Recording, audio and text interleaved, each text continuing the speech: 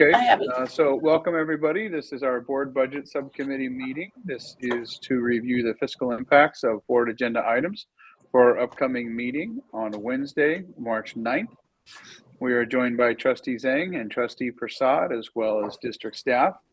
And as we begin the meeting and call the meeting to order, we will have people place their name in the chat for call of attendance. And I am happy to announce that we'll bring the meeting to start. And I do not have any public comment at this time. I'm not sure if Director Arcala or Director Pasquale, if you have any public comment that you received. I do not. I did not receive anything, CJ. Okay.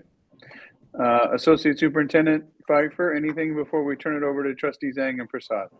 I have not received any comments. Okay.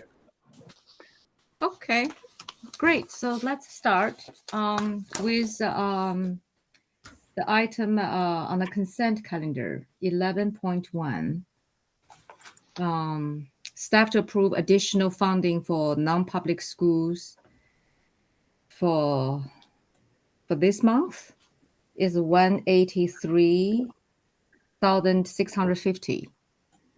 And comment from our superintendent. Is this routine? Yeah, so this is for 4 placements. 3 of them are at a non-public school, Seneca.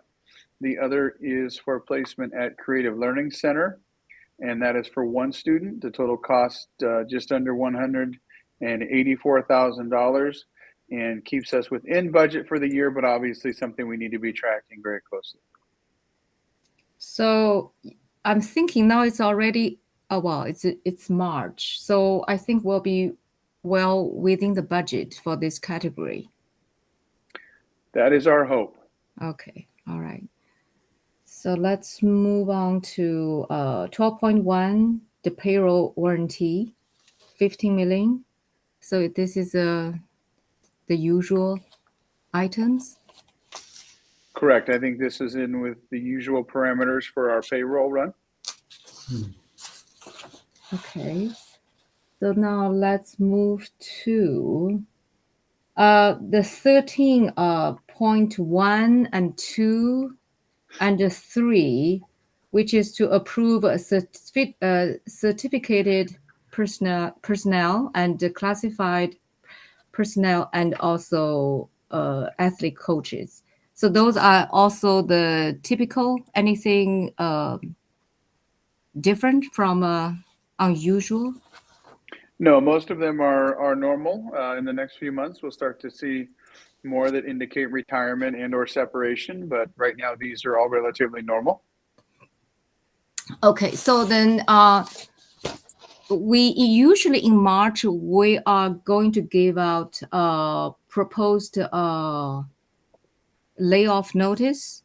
So is this part of it? Is the month we're supposed to give out? This is the month, right? So we would give out March 15th notices if we had staff that were in a position that required a notice. We have already gone forward to reduce just a few classified positions, and the law changed this year to require that classified employees receive a March 15th notice. For the certificated side of the house, which is mostly teachers, administrators, counselors, things that require a credential to do the job, those that we may not have space for, we need to give a layoff notice.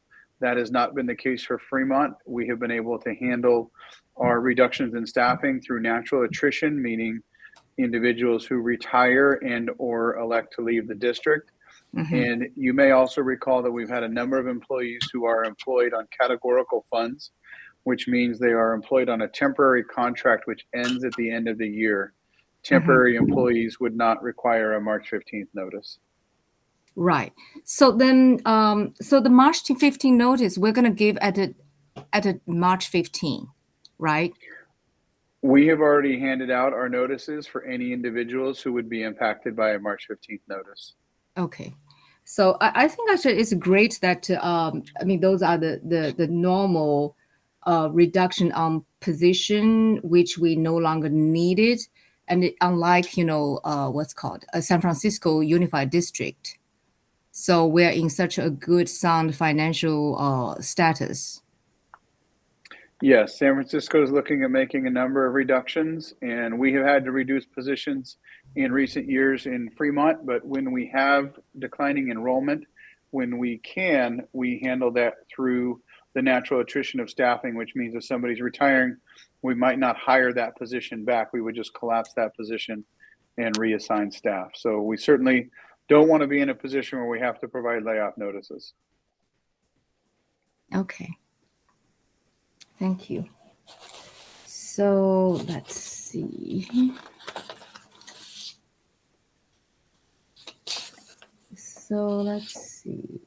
So 13.4, addendum to MOU between Fremont and FATA for elementary TK through 6 virtual academy program. This is just to reflect some of the verbiage to make it compliant? This is just to deal with some staffing issues. There's not really a significant fiscal change there. Okay. All right. So let's look at 13.5. This is MOU between Fremont Unified School District and FATA for substitute teacher.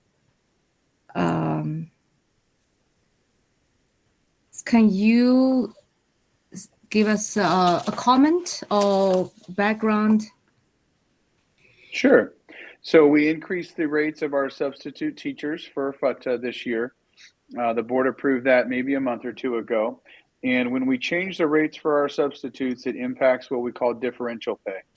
And there are provisions within education code that when an employee is out of work and they're out of their leave, that an employee falls into what is called differential status, which means they don't have any available leave left to cover their absence. So they're paid the differential between their salary and the cost of the substitute employee. And so when the substitute rates increase, the differential rate is impacted, and this MOU covers that change. Okay. Thank you. So then would expect the salary on the what's called restricted fund to be increased for the coming year based on the rate? Is that, I mean, I'm coming to the future items when we have the what's called 3 years multi-year projection. So that's also reflected in that with the increased salary of the substitute teacher. Yes, that is incorporated into our out-year projections. Okay, great. So 13.6, approve revised duplication technician job description. Is this something to do with budget? What is this? This is just a revision to the job description itself. We had a position become vacant, and we took the opportunity to review and update the job description. Okay, revised. I'm just thinking, what is the meaning of duplication? I did not read this one. No, that's just the title of that position. Oh, okay. Oh, that's the title of the position. Yeah. Okay. All right. So now let's move on to 15.1, open communication.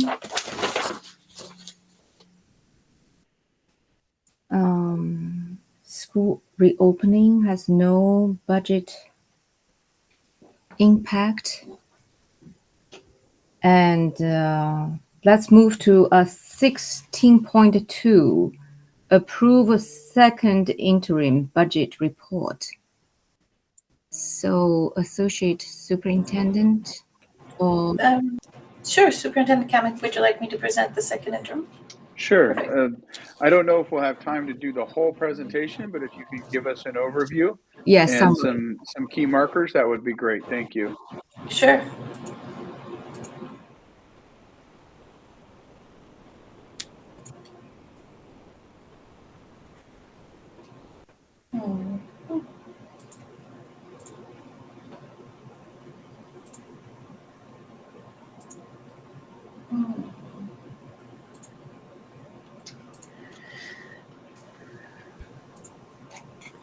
think that by going through the actual, I'm trying to share the presentation itself, but for some other reason, I can only see the, let me see. Yeah, the presentation is not showing. When I try to share the screen, I only see both of you. So maybe you can just describe Sure, what are the absolutely, main absolutely. differences between the last Sure. and this one. Absolutely. So second interim is required by Education Code 42130. We're supposed to bring any changes that have occurred between the adopted budget and January 31st. And the highlights of our summary are that between first interim and second interim, the district is seeing an increase in revenues, primarily from restricted programs. And we've also seen a slight increase in expenditures, primarily due to some of the additional programs that we're allocating the funds for. At second interim, at first interim, we had deficit spending of 11.5. In second interim, our deficit spending goes from down to 2.8 instead of 11.5. At first interim, our ending fund balance was going to be $65.8 million. At second interim, we're looking at 74.5, an increase of $8.7 million. The ending fund balance goes up by 0.25% from 12.08 to 12.33%.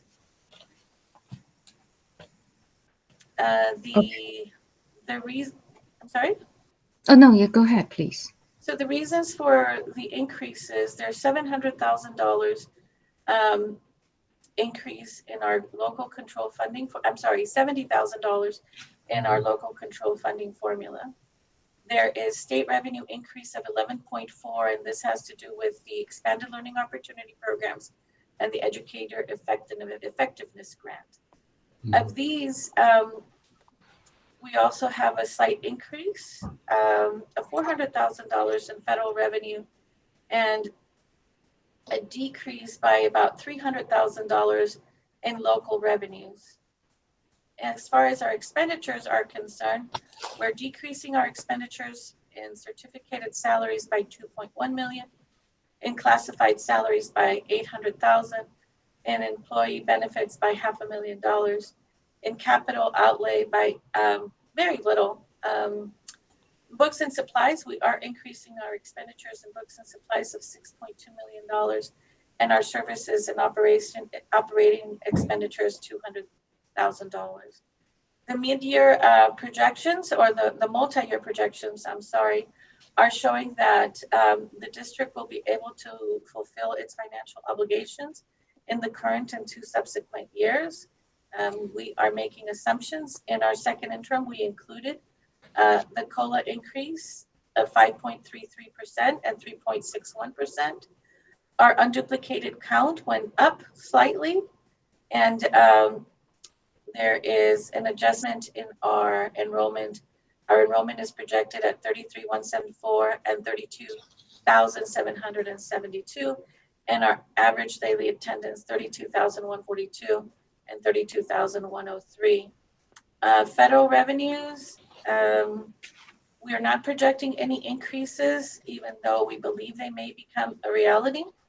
In our second interim, we're projecting only the COLAs. In state revenue, my mandated cost block grant is budgeted about $1.4 million each year, $228 per ADA for lottery. And of course, we talked about the special education is projected to have a COLA of 5.33 and 3.61. Parcel taxes, 4.4 is what we continue to show. And let's see, in our staffing needs, we have set aside $1.1 million for Lila Brinkhurst. We've set aside $1.2 million. This again is in our multi-year projections. Lila slated to open next year. Thornton, Centerville, and Hopkins for the conversions. They're not happening until 23-24. We have set aside $1.2 million for that. We also have added textbook adoption, additional allocations in 22-23 of 2.5, and in 23-24, $3.5 million. Due to the declining enrollment, the district is going to be looking at adjusting 34 and 24 FTE teachers in 23 and 24. And then due to the implementation of transitional kinder, we're adding paraprofessionals and we're adding additional teachers. That is if our enrollment projections or that our transitional kinder enrollment starts materializing. I can tell you that it doesn't seem that to be the case. It doesn't seem that we're going to have the enrollment to fill 10 transitional kindergarten teachers, but we're monitoring that closely. We also show the change in STRS and PERS at one of our slides. And then let me see, I think the major highlights for us really has to do then with the budget impact that the current district proposal for salary increases will have in our budget. Our current proposal includes a 3% ongoing, meaning on the salary schedule for 21-22, the current year, and one-time 3% in 22-23. We're talking about a 3.5% COLA, which is, I'm sorry, 3.58% increase on the salary schedule, which is COLA minus 1.75, and 2% off the salary schedule, a one-time payment. And then in 23-24, we're looking at 1.86. That is 1.75 of the COLA that year, and only a one-time payment of 1%. The combination of both is approximately 14.44%. In order for us to be able to implement this proposal, it's contingent with the governor's ADA funding to be approved.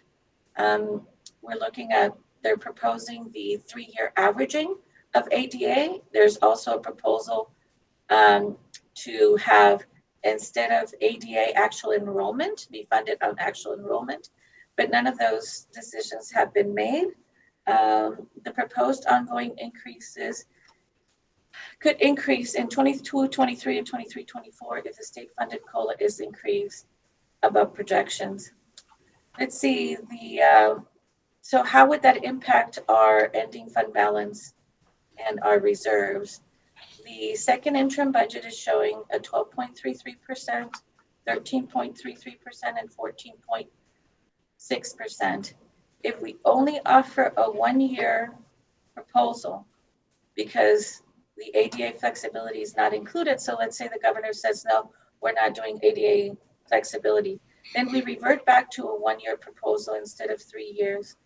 The impact to our ending fund balance, if it's a 1-year proposal, the first year goes from 12.33% to 7.75%. The second year, which is 22-23, goes from 13.33% to 8.38%. And then in 23-24, it goes from 14.6 to 9.94. That's what would happen if there is no flexibility in ADA. The 3-year proposal becomes a 1-year proposal. Now, if the state approves the ADA modifications, and that will, so what would the impact be on our ending fund balance? We talk about 12.33 being our second interim reserve. And if we implement the 3-year agreement that we just talked about, our 12.33% reserve drops down to 7.4. That's in 21-22. And 2020 and 22-23, it goes from 13.33% to 6.2%. And in 23-24, it goes from 14.6% to 3.33%. We also talk about designations, and as far as all the other funds are concerned, at this point in time, there isn't a fund that we're concerned about having to increase any contributions from the general fund. Our next steps is the governors may revise, that impacts our budget, and that's supposed to take place in May. And then in June, we have the budget adoption. Okay. And that concludes my presentation. Well, thank you so much. I'm trying to keep up with your numbers, the logic. My brain is working so hard. Well, here's the thing. So the reason we want to have the reserve, I mean, the reason we want to be conservative is because we don't know whether the government is approved this 3 years ADA. So when will we know? We won't know that until the state adopts the budget in June. Okay. So we won't know that definitively, but as you'll recall, we wrote our proposals for FUTA to include language that was specific so that the offer that the district has made is contingent upon that flexibility as approved by the state. So we've taken that into account with our offer, and we've engaged in FUTA with that conversation when we made the proposal to them. So our offer accounts for both circumstances, the current reality holding and the hopeful projection to a better fiscal future with the ADA reform. Okay. One thing I want to ask that Associate Superintendent Mrs. Pfeiffer is, and you mentioned the expenditure is reduced in the report by 2.9 million. Is because that we have an expenditure reduction from the teacher's salary? Can you, do I listen correctly? The overall expenditures increased. So we received an increase in revenues of $11.5 million, Right. mostly from restricted programs. And we increased our expenditures by $2.9 million. And that's why our surplus, the increase in our surplus is 8.7 and not 11.5. That's So then at second interim, our deficit spending goes from 11.5 at first interim to 2.8 because we did generate a net increase to our revenues of $8.7 million. okay. So on the expenditure from the first interim of 438.6 million and now increased to 441 million. And so the net increase of expenditure is 2.9. So what contribute to that increase? I think I did not quite get it. And primarily, when you have an increase in restricted allocations, the increase primarily is coming from restricted expenditures. So we get more money, and then the Ed Services side of the house starts spending it. They allocate it. So they're allocating $2.9 million of the $11.8 million. $11.8 million. Of the 11.5, I'm sorry, that we received in revenues, they're spending 2.9 of that in this fiscal year. The rest of it is dropping to the ending fund balance because they plan on spending it next year, not this year. Okay, all right. Let's see what else I want to know. And we have the reserve of the second interim of 54.5. And that one we have, I think it's 50 or something is designated. But then I'm looking at the report. I don't know where is the additional designated reserve. Right?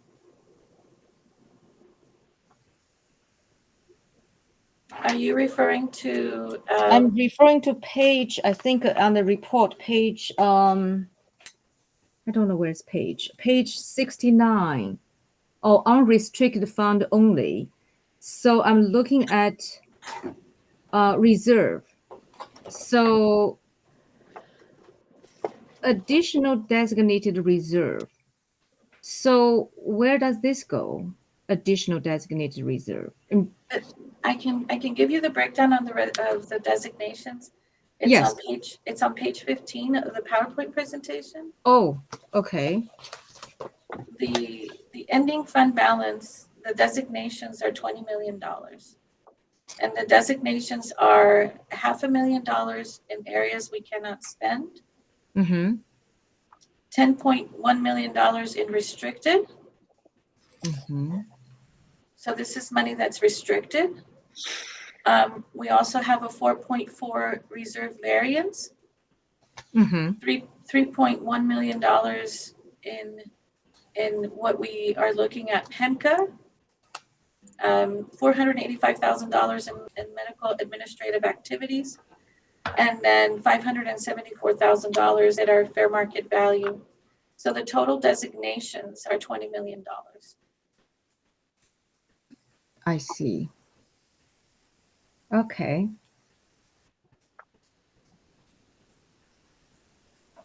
All right. Thank you so much for that.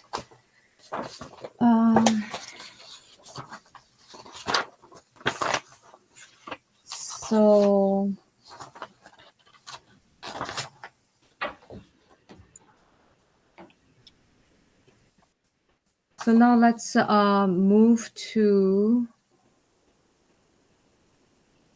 okay, which item?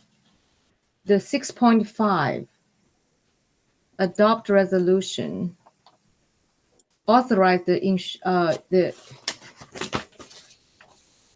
issuance of a Fremont Unified School District, the general obligation bonds of 1.6.5 million.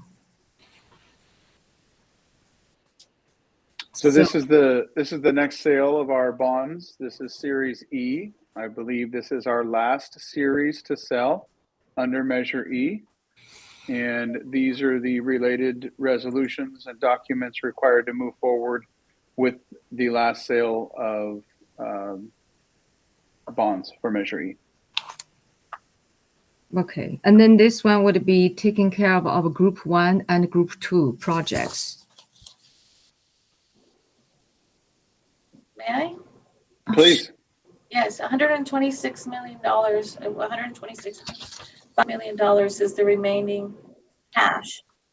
The board has already allocated the entirety of the program, the $650 million. The cash, we haven't collected all of the cash yet. So our final cash collection is $126.5 million. So with the district, so what happens is when you sell a bond, like what we're attempting to do, there's an interest rate that's charged, and usually it's the taxpayers who pay for it.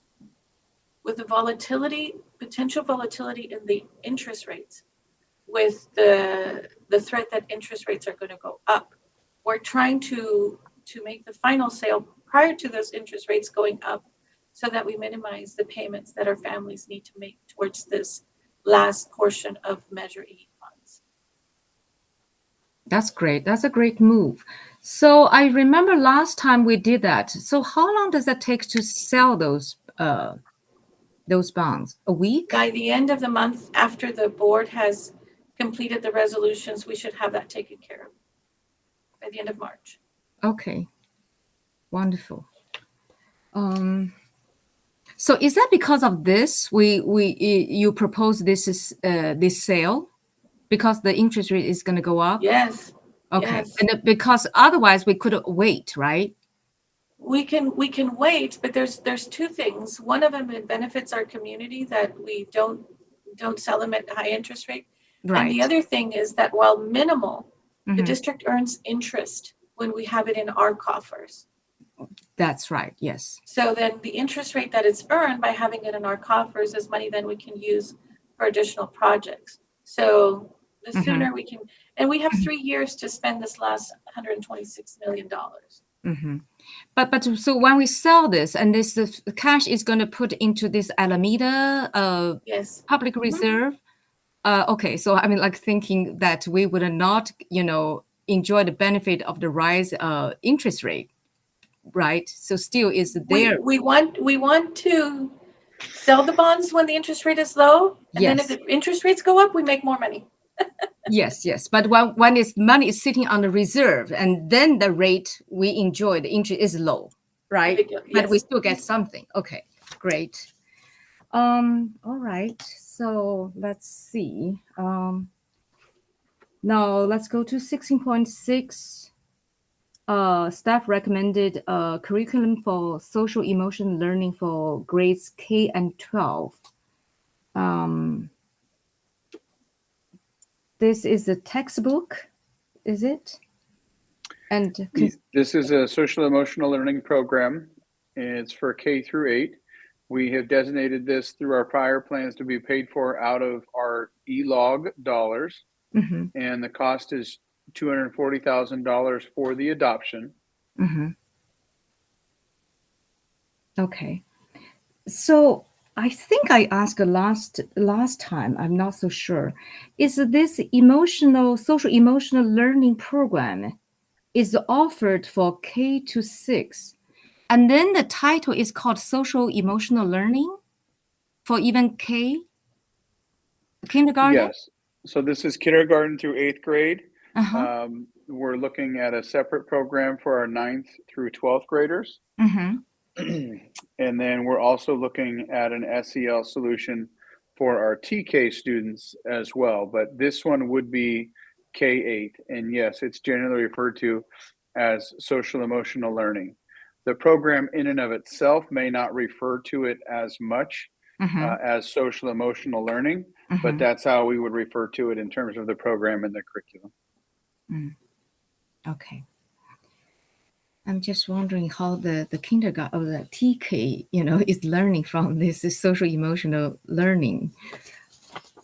Thank you. Well, it's developmental, so each grade level is a bit different, and the conversations and instruction will be different for our students that are much further developed in their developmental process. Mm-hmm. And there are other students that are younger in the developmental process that will have a much different type of experience in terms of what they're learning. Some of it will be around recognizing their emotions initially. Some of it will be around coping skills, providing language to process their emotions. Mm-hmm. And so the gamut is pretty wide in terms of how we talk about social emotional learning, depending on the developmental level of the students. Okay, but prior to this SEL, we have not offered any classes such in this category, haven't we? No, we haven't offered specific classes. We did pilot some curriculum, and there, of course, as a former classroom teacher, I would say that while I may not have had a social emotional learning curriculum, Mm-hmm. as a classroom teacher, you're teaching these things regularly. You're Mm-hmm. just doing it a little bit more informally. You're helping students handle pressure. You're helping students develop coping skills. You're helping students with their social interactions and emotional intelligence. This just gives a more solidified approach and material, Mm-hmm. and it may make it a little bit easier on the teachers to have those materials, to have the program. But social emotional learning is something that's been informally taught for a long time, but Right. it's more formally addressed nowadays, which is good. It's important, and it will be a benefit to our students. Okay. So one question is, how do we squeeze the class into this curriculum? But like before, I know that it becomes a culture. Every teacher comes in and kind of embedded those teaching into each class. But now is we have to dedicate one class for this subject. So how do you squeeze the class into this whole planning? So a lot of it will be interwoven into other classes, and cross-curricular cross-pollination is a term that we like to use, meaning that it might be woven into other subject matter. Oh, I see. Especially at the elementary level, there might be opportunities where it can be addressed within each classroom. And sometimes social emotional curriculum is a shorter discussion, a shorter part of the instructional day. I see. but something that is reviewed regularly as opposed to a longer block of time, which might be set aside for English language arts or mathematics. I see. I see. Okay, got it. So then that would be under the development of each school, or it's Well, it'll be under the development of our curriculum instruction department, and then Mhm. each principal and obviously each classroom teacher that will be responsible for that. But that's part of why when we do the adoption, we have professional development that comes to support that implementation process as well. Okay, thank you. Thank you for that. Okay, so let's move on to 6.7, approve the staff recommended core literature of adoption. And that's $475,000 and coming from the budget source of ELOG.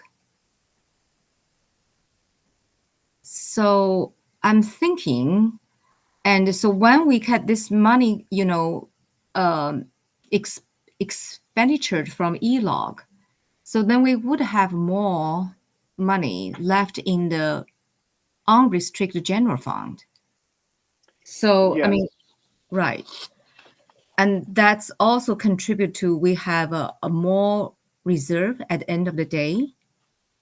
That can help contribute to that. As we've talked about this year, Mhm. we want to use those restricted funds for as many things as we can that are qualified to Mhm. free up the unrestricted money to the best of our ability. And so this is part of our plan to do that with the social emotional curriculum. We had a curriculum adoption on a recent agenda that was funded through ELOG.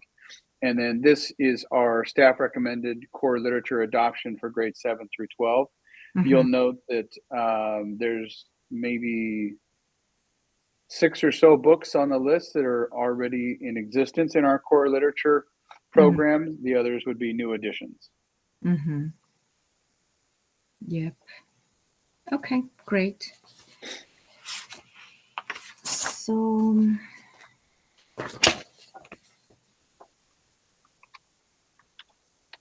let's see. Okay, let's move to 6.8. The district-wide facility use fee rates and Facilitrans commission fee discussion. So we have recently received quite few entities of our Fremont local swimming club and some other club. They are complaining about fee increase.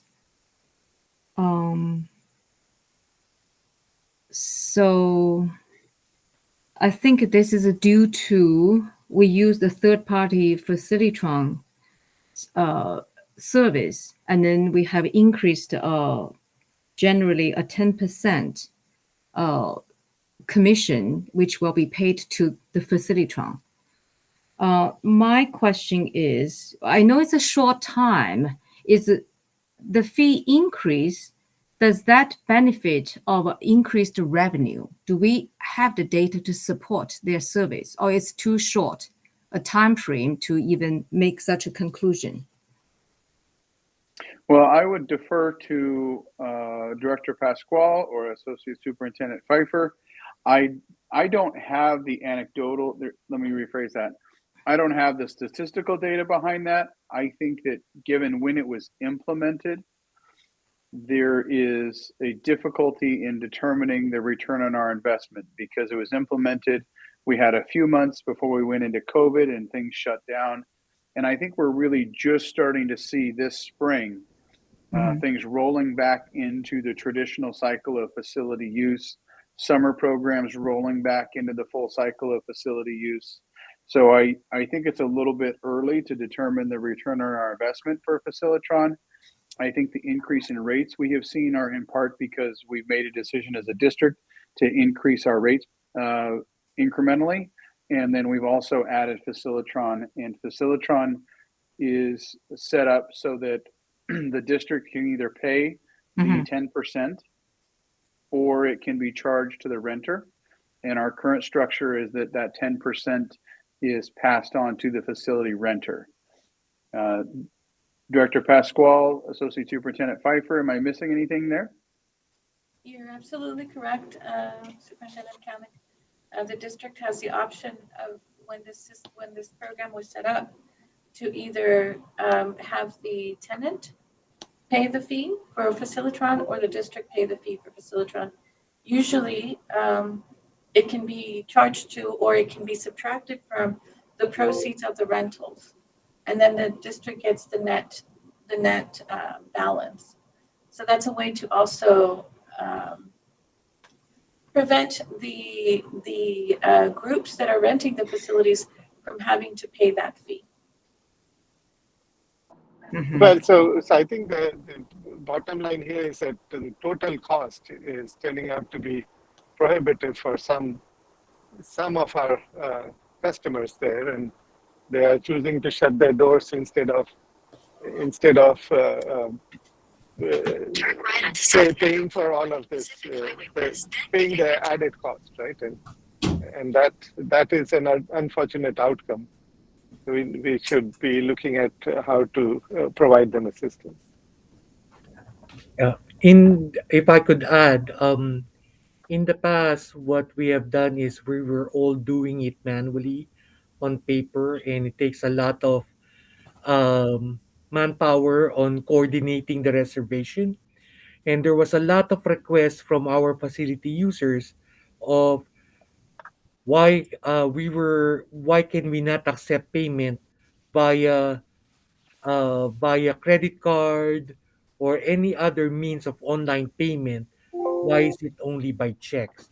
So that was the request of a lot of our users.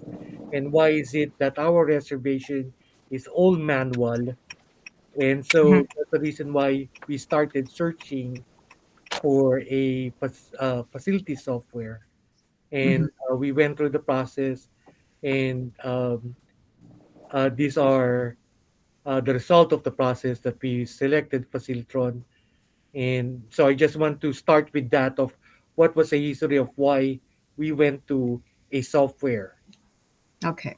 So let me ask you, because of this transition into Facilitron, have we got increased, I mean, new customers, new clients renting our facility?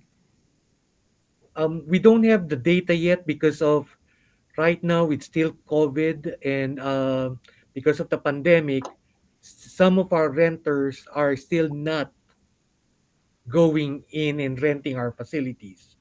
Now, it might be a combination of both of yes, there's an increase of we increase our rate from by $5 this year, and Right. plus the fee of the of or the facilitron commission fee. So it was probably a double whammy for them. Right. So my question here is, do we as a school district has the option to choose which one we would pay the extra expense ourselves? I mean, the commission, and then let other, do we have the option? Yes, we do. Yes. Okay, great. And another thing I thought about it is because we also charge them custodian support and disinfecting, sanitizing fees. So I'm thinking if we can take those things out of the fee, so that would be the commission. I don't know how much is it. The commission to pay for facility. What's that? What's the company's name? Facilitron would be less, but I don't know whether it's worth of doing it. Well, depending on how we structure the payment to Facilitron, ultimately we're going to have to pay the amount that Facilitron requires in the contract. In terms of the custodial fees, Right. where we place those and where we pay for those Mhm. ultimately will impact the amount of revenue the district collects for the facility rental. Because we are required to have a custodian on site when we do a facility rental. And Mhm. so if we were to offset those fees, we would need to pick those fees up out of the general fund, which would have an impact on our facility rental revenue.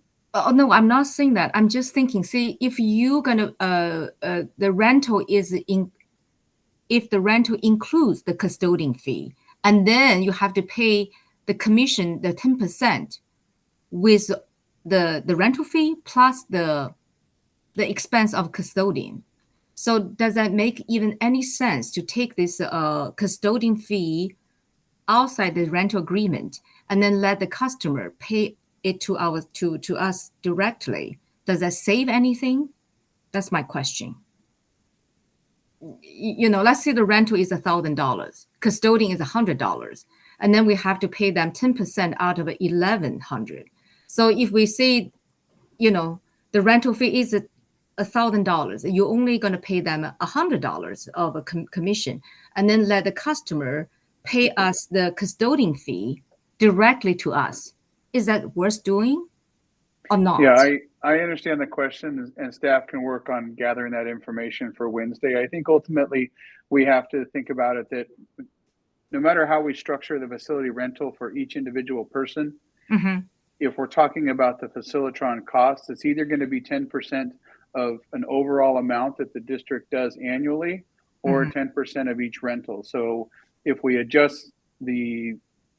maintain the model of doing each rental and addressing the Facilitron payment through that, then it may, but I don't know that we would be able to calculate that in the moment, because a lot of that is dependent on how much overall facility rental we get. Facilitron is generally based on the premise that their product allows you to increase your rental capacity enough over the course of a year, that's what helps to pay for the 10% cost. Absolutely. So, okay. So I'm just thinking it's a balanced thing. What, you know, whether does it work, you know, is that any way we can go back to talk to them to reduce the commission?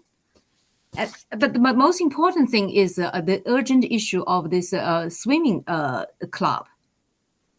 Do we have any conclusion, or we're going to do that after this discussion?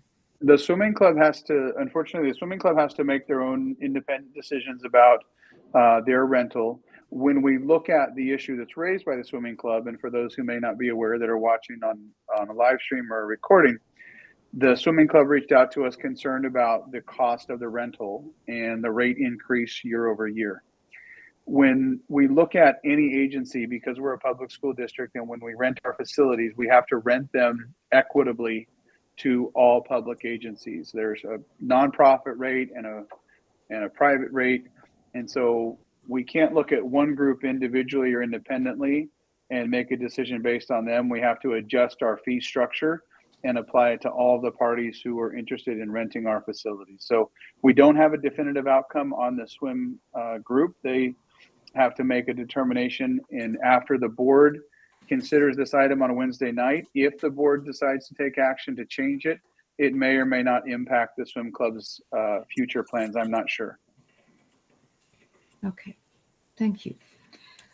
All right, so let's move on to 6.9. Ratify the change order within agreement with Lathrop Construction on new construction and modernization project at Hopkins Middle School. This is a change order of $413,000. Yes, Associate Superintendent Pfeiffer, the next two are change orders. If you want to speak to those items, that would be wonderful. Thank you. Absolutely. And these are following the process that's been established where the board sees the change orders that are taking place within the contract, within the allowances, within the contingency. So instead of the end of the project getting a huge stack of change orders, as they're progressing, we're bringing them in for the existing construction projects. So neither of the two agenda items is going to have an impact on the budget, and it's not going to increase the contract for the general contractor. These changes are within the contingency that was established for this particular project. Okay. So is this one, the Hopkins, is still be on schedule? the Hopkins Middle School, is it still on schedule to finish by the end of this school year? We don't have a choice. It has to be completed. We have students going to Bringhurst. Right. So then, yes, because yeah. know. Okay. All right. So let's move to 6.10 and change order with Roden Builders for modernization and construction of a Centerville Middle School, and which follows the same practice. So nothing out of extraordinary. Mrs. Associate Superintendent, Mrs. Pfeiffer? Are those the same thing as we have approved in the past? I think you might be on mute, Nancy. Apologies. Oh, Sorry, one of them is for Lathrop Construction, and the other one is for Rodan Builders. And these two contractors, one of them is for Hopkins, and the other one, I believe, is for, if I'm not mistaken, Centerville. Yes, Centerville. So these two construction projects, we are providing the board with the change orders that are within the developer and the district contingency, and there is no increase to the general contractor's contract. It's just keeping the board informed. mm-hmm.